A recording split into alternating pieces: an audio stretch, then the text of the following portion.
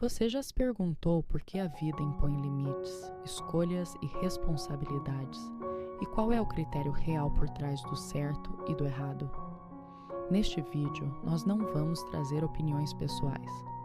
Vamos diretamente à fonte. Aqui, você vai acompanhar um estudo baseado exclusivamente nas perguntas e respostas de O Livro dos Espíritos, de Allan Kardec, onde os espíritos superiores explicam as leis divinas que regem a vida, a consciência, a liberdade e o progresso do ser humano. Cada pergunta revela um princípio moral que se reflete nas nossas decisões diárias, na justiça, na propriedade, no amor ao próximo, na preservação da vida, no trabalho e na liberdade de escolha. Se você busca entender o sentido das leis morais além da religião e da filosofia humana, permaneça até o final, porque cada resposta esclarece a anterior e aprofunda a compreensão do nosso papel espiritual na vida. Parte 1. A Lei de Justiça, Amor e Caridade. Questões 873 a 892. O sentimento de justiça é natural ou resulta de ideias adquiridas? É natural. Deus o pôs no coração do homem. O progresso moral é que o desenvolve. Se a justiça é uma lei natural, como se explica que os homens a entendam de maneiras tão diferentes? Porque as paixões se misturam ao julgamento, alterando o sentimento e fazendo ver as coisas sob um falso ponto de vista. Como se pode definir a justiça? A justiça consiste no respeito aos direitos de cada um. E o que determina esses direitos? A lei humana e a lei natural. Porém, o direito dos homens nem sempre está conforme a justiça. Qual é a base da justiça fundada sobre a lei natural? Querer para os outros o que quereis para vós mesmos. A consciência é o guia mais seguro. A necessidade de viver em sociedade acarreta obrigações particulares? Sim. A primeira delas é respeitar os direitos dos semelhantes. A vida social impõe deveres recíprocos. O que deve levar o homem a conhecer os limites do seu direito? Os limites do direito que ele reconhece para o seu semelhante, na mesma circunstância e de maneira recíproca. Qual seria o caráter do homem que praticasse a justiça em toda a sua pureza? Seria o verdadeiro justo, a exemplo de Jesus, pois praticaria não apenas a justiça, mas também o amor ao próximo e a caridade. Qual é o verdadeiro sentido da palavra caridade?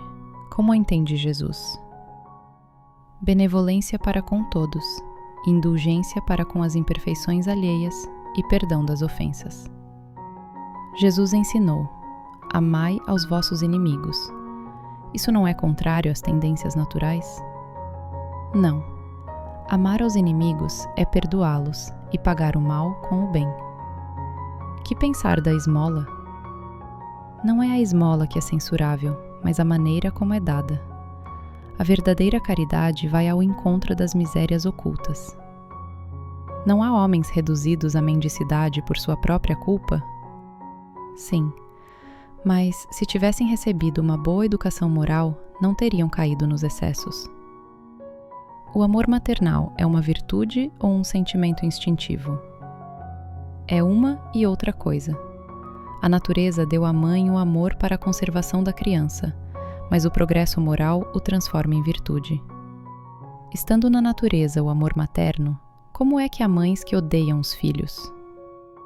Isso é efeito de um espírito que retorna em condições piores, ou de uma prova imposta ao espírito da mãe. Quando os filhos causam desgostos aos pais, não têm estes desculpa para não lhes dedicar a mesma ternura? Não. Trata-se de uma prova para os pais, que devem aceitá-la e cumprir fielmente a sua missão. Parte 2. A Lei de Destruição e a Lei de Conservação. Questões 703 a 727.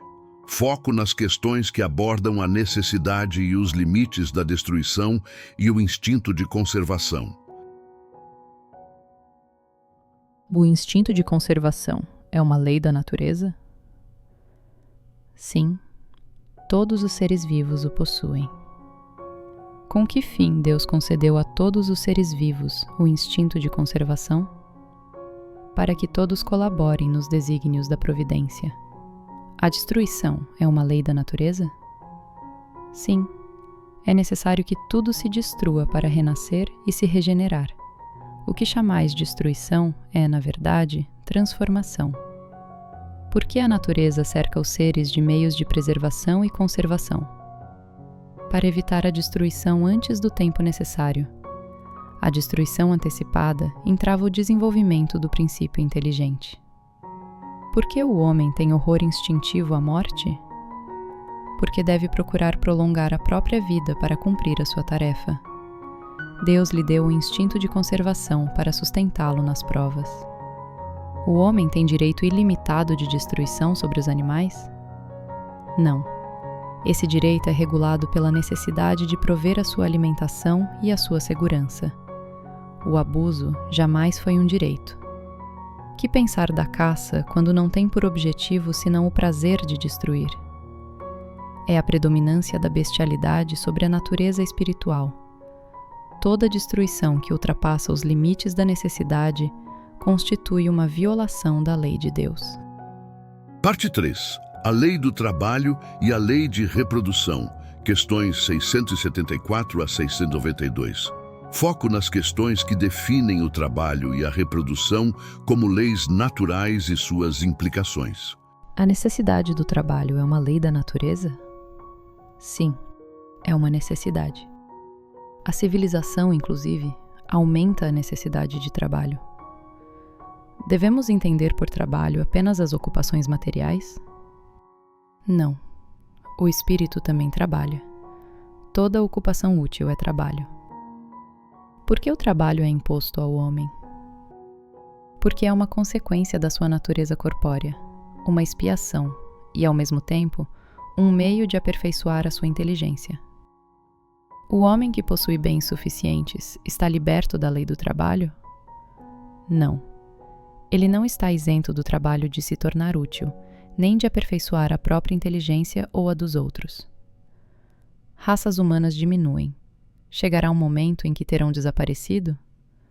Sim, mas outras lhes tomarão o lugar. Os homens de hoje são uma nova criação ou descendentes aperfeiçoados dos seres primitivos? São os mesmos espíritos que retornam para se aperfeiçoar em novos corpos. O aperfeiçoamento das raças animais e vegetais pela ciência é contrário à lei natural? Não. Tudo deve ser feito para alcançar a perfeição. O homem é um instrumento de que Deus se serve. Parte 4. A lei de liberdade e a lei de igualdade. Questões 825 a 843. Foco nas questões que definem a liberdade, o livre-arbítrio e a igualdade perante Deus. Há posições no mundo em que o homem possa gabar-se de gozar de uma liberdade absoluta? Não, porque todos necessitam uns dos outros. Qual seria a condição em que o homem pudesse gozar de liberdade absoluta? A do eremita no deserto. Desde que haja 2 homens juntos, há direitos a respeitar. A obrigação de respeitar os direitos alheios tira ao homem o direito de ser senhor de si? Não. Esse é um direito que lhe vem da própria natureza. O homem tem livre-arbítrio nos seus atos? Sim. Pois, se tem a liberdade de pensar, tem também a de agir. Sem o livre-arbítrio, o homem seria uma máquina. O homem goza do livre-arbítrio desde o nascimento? Não. A liberdade é quase nula nas primeiras fases da vida. Ela se desenvolve à medida que as faculdades se ampliam. As predisposições instintivas que o homem traz ao nascer não são um obstáculo ao exercício do seu livre-arbítrio? Não existe arrastamento irresistível quando há vontade de resistir. Querer é poder. O organismo não influi nos atos da vida? O espírito é influenciado pela matéria, mas o instrumento não cria faculdades para o espírito. A alteração das faculdades intelectuais pela embriaguez desculpa os atos repreensíveis? Não. O ébrio, voluntariamente, priva-se da razão para satisfazer paixões brutais. No homem em estado selvagem, qual é a faculdade dominante, o instinto ou o livre-arbítrio? O instinto. Mas ele age com inteira liberdade em certas coisas. A liberdade se desenvolve com a inteligência. A posição social não é às vezes um obstáculo à inteira liberdade de ação? O mundo tem suas exigências. Porém, Deus deixa ao homem a responsabilidade pelos esforços que faz, ou deixa de fazer, para superar os obstáculos. Ao longo dessas reflexões, percebemos que a vida não se move ao acaso. Justiça, caridade, trabalho, liberdade e responsabilidade caminham juntas, guiando o espírito em sua jornada de aperfeiçoamento. Nada nos é imposto sem propósito e nada nos é concedido sem compromisso. Somos livres para escolher, mas responsáveis pelas consequências, chamados a viver, a trabalhar, a respeitar e a amar. Cada prova, cada limite e cada relação revelam oportunidades silenciosas de crescimento interior. Quanto mais compreendemos as leis que regem a vida, mais conscientes nos tornamos de nós mesmos. E talvez a verdadeira sabedoria comece quando deixamos de perguntar apenas o que somos, para refletir profundamente em quem estamos nos tornando. O conhecimento ilumina, mas é a reflexão que transforma. Se essas reflexões tocaram o seu coração, continue conosco. Aqui no canal, aprofundamos os ensinamentos espirituais que ajudam a compreender a vida, as provas e o propósito da existência. Assista aos outros vídeos, explore os estudos, permita-se refletir com calma e consciência. Cada conteúdo é um convite ao autoconhecimento, à transformação interior e à luz do entendimento. Inscreva-se no canal, ative as notificações e siga caminhando conosco nessa jornada de aprendizado espiritual. O conhecimento não termina aqui, ele apenas começa.